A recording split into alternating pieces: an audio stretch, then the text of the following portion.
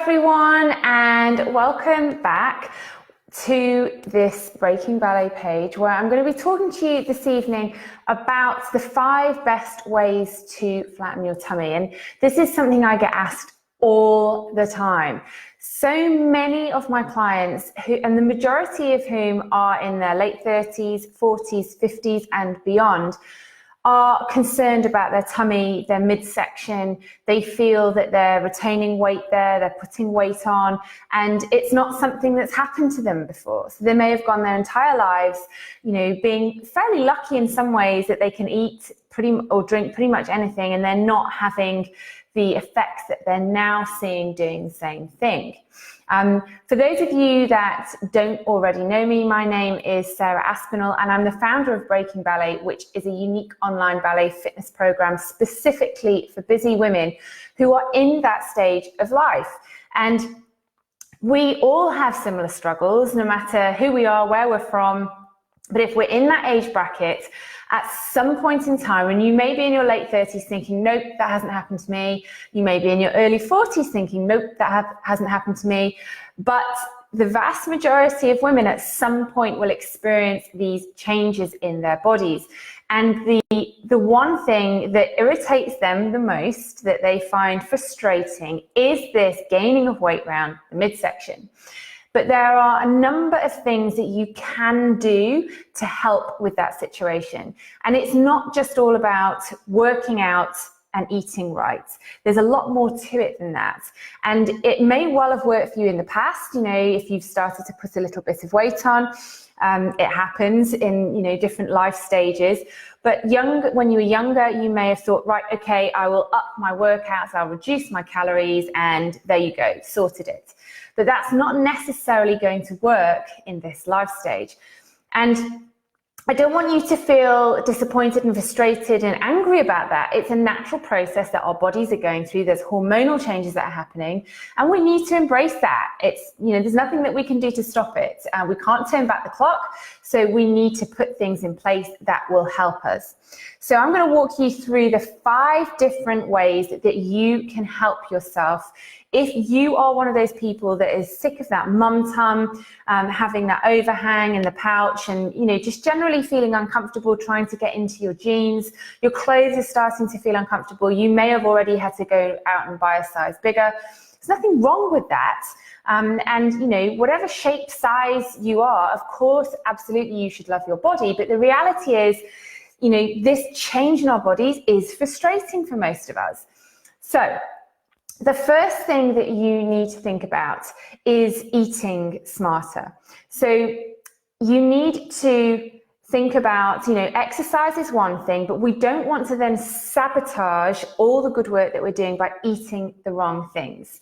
And you will have heard, lots of people talking about good foods and bad foods. I don't want you to look at it in that way.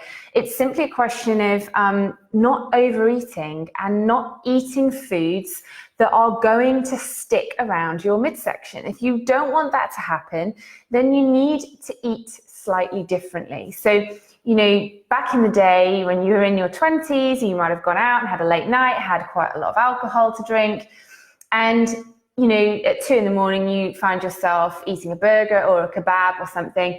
You can't really do that now and not see the impact of that. So we have to think about eating a little better, eating those wholesome foods, cutting out processed foods as much as you can, eating organic foods to make sure that we're not sabotaging the other areas that we're working really hard on. That said, we're approaching the holiday season, and I know that some of you will already be thinking, oh, but Christmas, it's a time for celebrating and eating all the things and all the things that you wouldn't normally eat.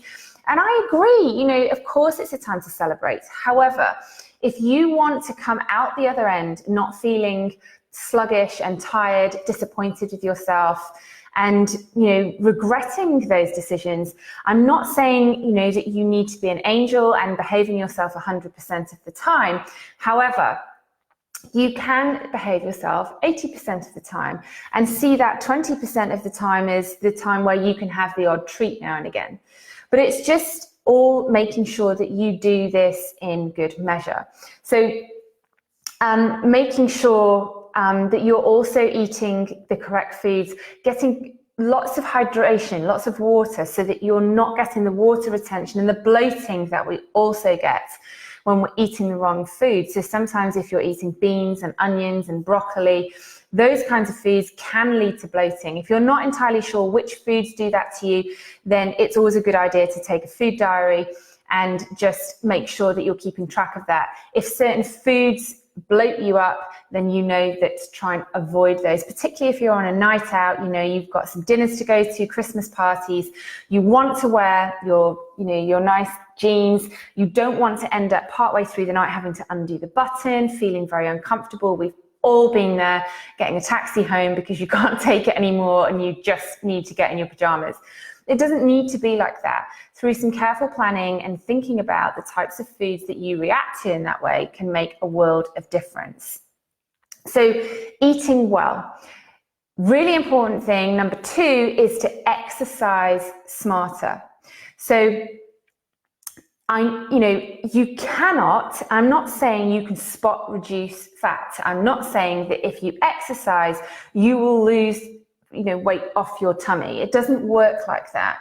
You can't just decide, I'm going to exercise and lose weight off a particular part of your body. That's not how it works.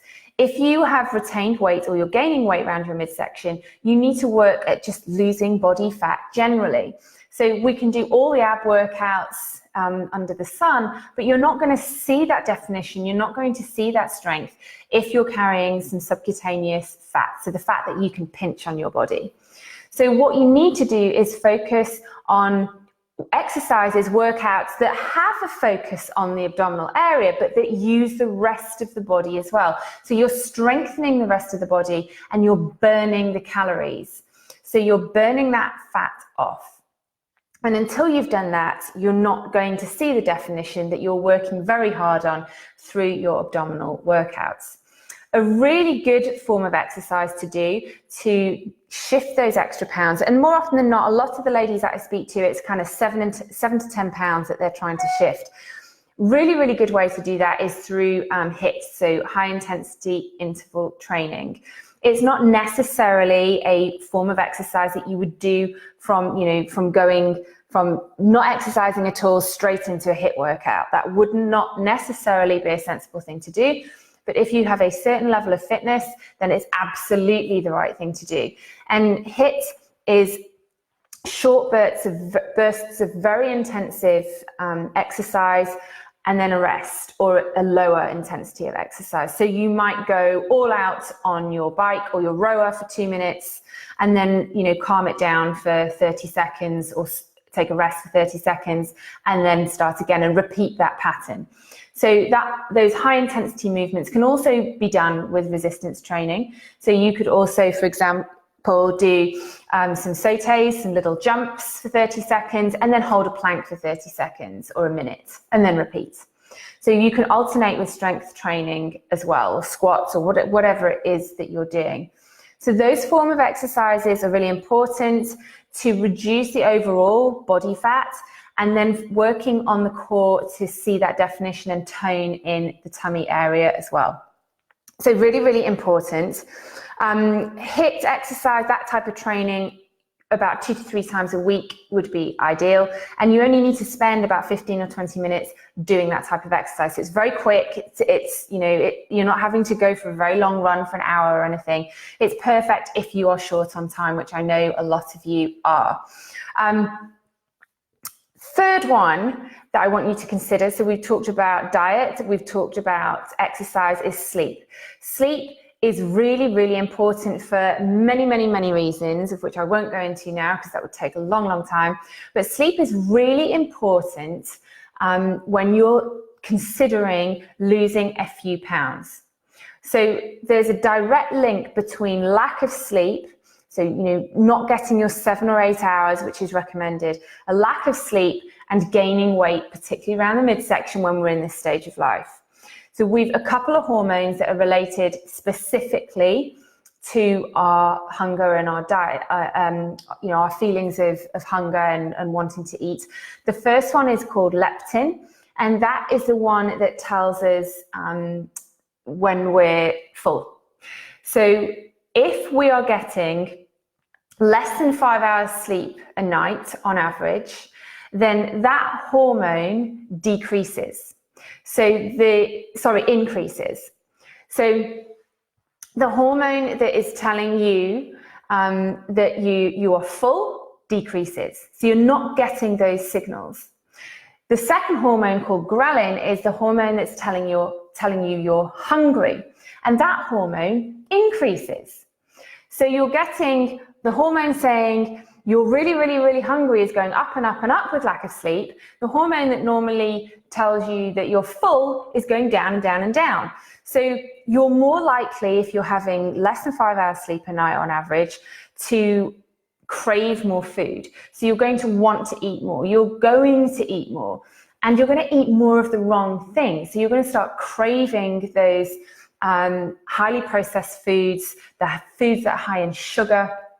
So not only are you feeling hungry more of the time, you're then diving in to eat the wrong foods. So sleep is really important. That's something you need to try and prioritize if you feel that you're starting to gain weight, or you're retaining weight, or you're finding it hard to shift the weight around the midsection. So that's the third thing.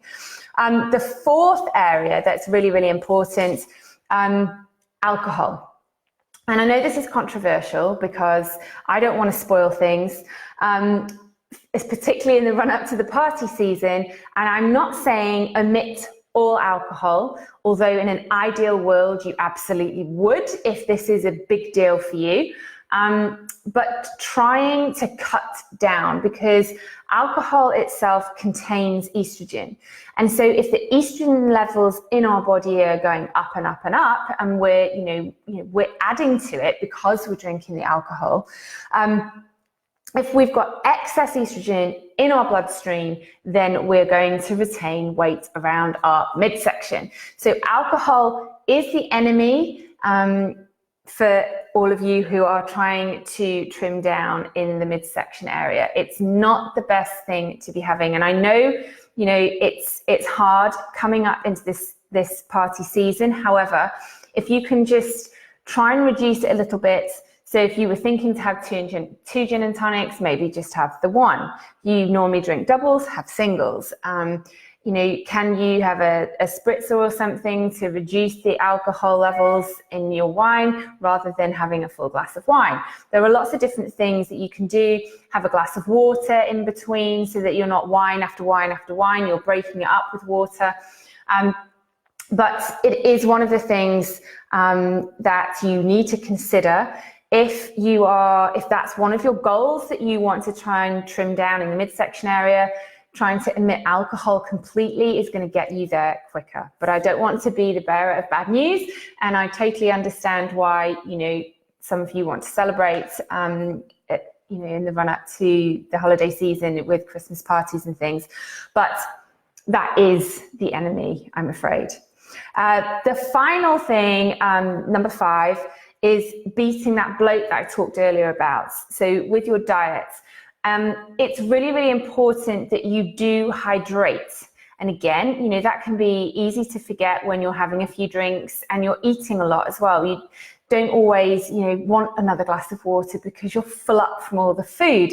But it's important that we up the water intake. Really, really important. That bloating sensation is very, very uncomfortable. So if you can also decrease the amount of sodium-rich foods, so try and reduce your salt intake, because that can cause water retention as well, which of course gives us that puffiness, that feeling of bloatedness as well. Another couple of things which I'm always telling my children not to do: don't talk while you're eating, try not to chew gum, try and avoid carbonated drinks. All of those things are adding air into your gut every single time that, if you're talking while you're eating, you're glugging carbonated drinks, you're chewing gum, you're taking in air, and that also bloats the stomach.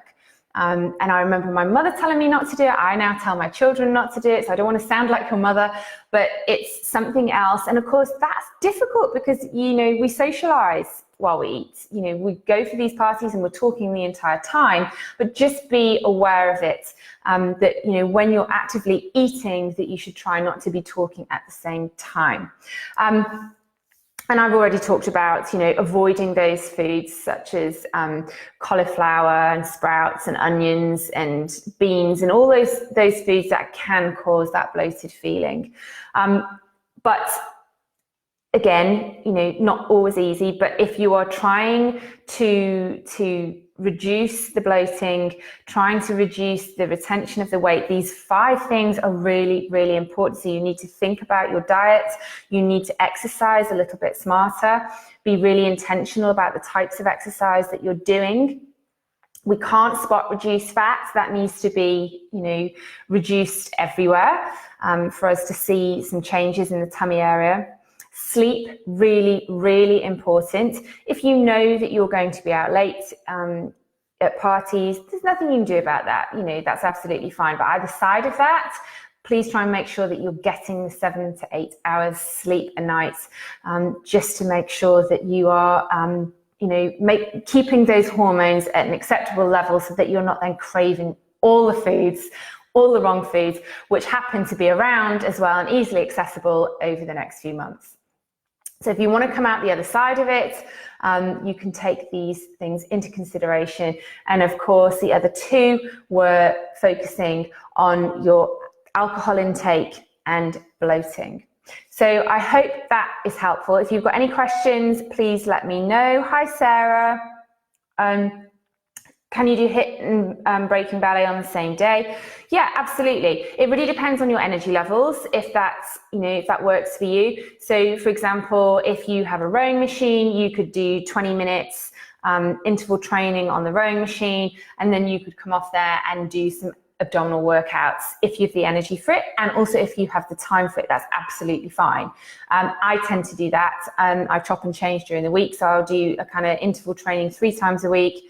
And if I have the time, they will add on some other exercises and some resistance training as well. So that's absolutely fine, Sarah, provided you've got the time and you know, you can fit that in. You can do that on the same day, no problem at all.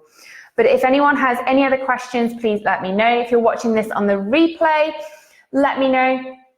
And now would be a good time to, I have a little ebook that walks you through some of these areas in a little bit more detail, the 5 best ways to a flatter tummy, and it walks you through, and you can print that off and read that at your leisure. So it gives you a little bit more information about what to do, what to avoid, and how to put yourself in the best position to start reducing that waistline so that you feel more comfortable and more confident. I will put the link to that document above this video, and then you can download that and have a read of that. If you've got any questions, please let me know, but I hope that was helpful, and I will speak to you very soon. Bye.